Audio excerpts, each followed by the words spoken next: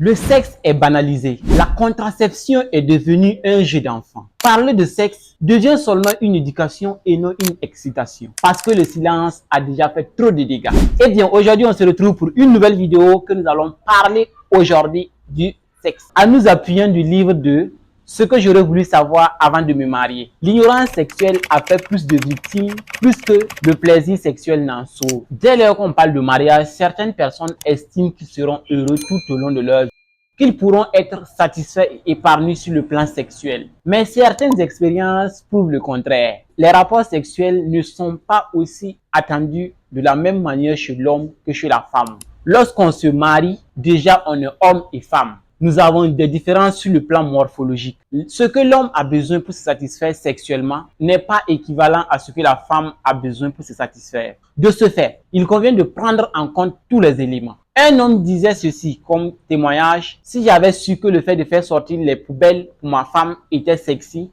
alors je le ferais 2 fois dans la journée. Une autre personne disait ceci, je cite: mon mari ne m'aime pas. Tout ce qu'il aime, c'est faire l'amour. Et la question donc qu'on se pose, c'est de savoir si le fait de faire l'amour n'est pas une preuve d'amour. Chez les femmes, lorsque vous avez eu une mésentente et que vous n'arrivez pas à résoudre ce différend avant le rapport sexuel, elles ne voient pas les rapports sexuels comme une preuve d'amour.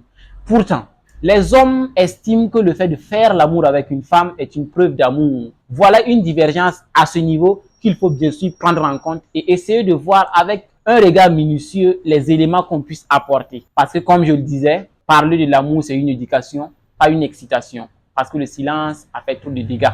Les hommes s'intéressent à l'acte sexuel, pourtant, la femme elle-même, elle respecte énormément les rapports. Selon la femme, l'amour est trop intime. Parce que l'homme est capable de faire des rapports sexuels avec une femme sans en être amoureux. Pourtant, la femme a tellement de respect pour cette action-là, pour cet acte-là, que le faire avec elle, avec un certain doute, un certain ressentiment, ne la satisfait pas. Du coup, il faut savoir que les femmes ont plus de retence, s'abstiennent plus que les hommes à ce niveau. Donc, il est important de veiller à ce que vous et votre femme soyez toujours sur la même longueur d'onde avant de lui proposer le sexe. Si vous savez que votre femme et vous êtes en désaccord, essayez d'abord de résoudre vos différends avant de demander le sexe. Comme ça, elle se sentira non seulement valorisée avant de passer à l'étape supérieure qui est le sexe. Faire le sexe avec une femme est une chose très intime pour elle. Par ailleurs, vous pouvez également tenir compte du langage d'amour de votre femme, comme le soulignait le précédent.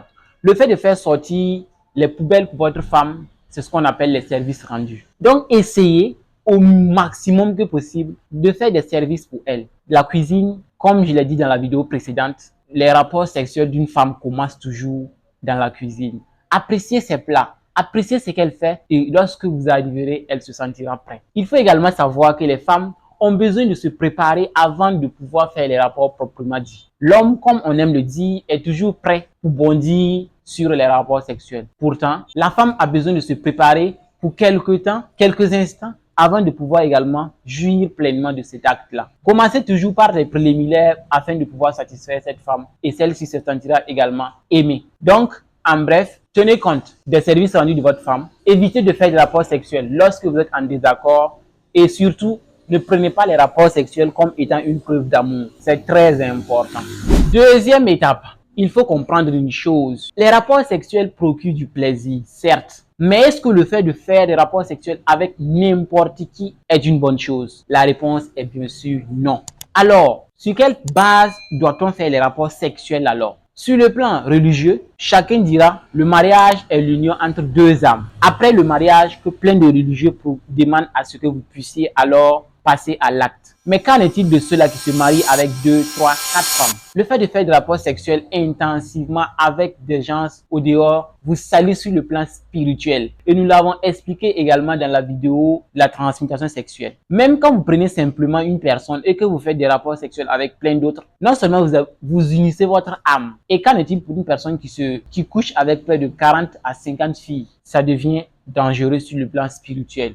Voudriez au moins ça remplir à ce niveau les conditions avant de vous marier. Et ainsi, vous verrez que c'est plus naturel et même l'univers se conformera à votre volonté. Vous et votre femme unis, vous ne formez qu'une seule personne. C'est très important. Et pour finir à ce niveau, les conséquences qui peuvent advenir lorsqu'on a eu plusieurs partenaire. Plein de gens s'attardent sur le nombre de body count que la personne a connu pour lui exprimer une certaine gratitude. Le pouvoir ne réside pas seulement dans le fait de faire des rapports sexuels, mais il réside également dans la compréhension de la chose. Vous pouvez passer votre temps à faire des rapports sexuels sans pour autant satisfaire une femme. Une femme mariée, il ne suffit pas d'un claquement de doigts pour que les mauvaises habitudes que chacun a eues s'en aillent. Il faut encore le travailler dessus. Travailler sur vos mauvaises habitudes pour pouvoir les changer. Et imaginez que vous avez déjà ces informations au préalable. Commencez déjà à adopter de bonnes habitudes. Et ainsi, vous verrez que lorsque vous serez en couple, vous verrez que cela sera encore plus facile et vous serez épanoui. Un couple épanoui. Tu n'auras pas tout le temps des tensions sur lesquelles on doit aller demander de l'aide à qui que ce soit. Se baser sur ces informations est très important. Donc, comme exercice à ce niveau, voici.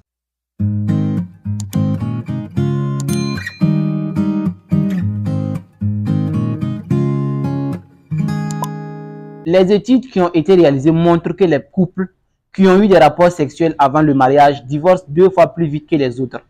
Pourquoi en est-il ainsi d'après vous? Avez-vous parlé de vos expériences sexuelles avec la personne que vous fréquentez actuellement? Est-ce que vous avez dit quelque chose à la personne que vous fréquentez actuellement? C'est le point le plus important. Ne laissez pas après le mariage pour dire.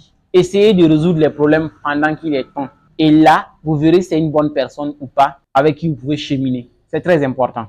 Si vous envisagez sérieusement pour le mariage, eh bien, vous pouvez lire le livre. Bon, c'est tout, hein, comme exercice.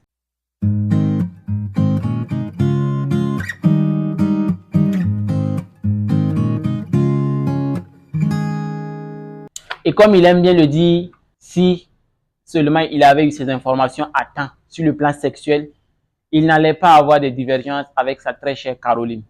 Aujourd'hui, ils sont à l'aise, épanouis, mais c'est parce qu'ils ont mis en application ces connaissances-là. Merci beaucoup d'avoir suivi cette vidéo.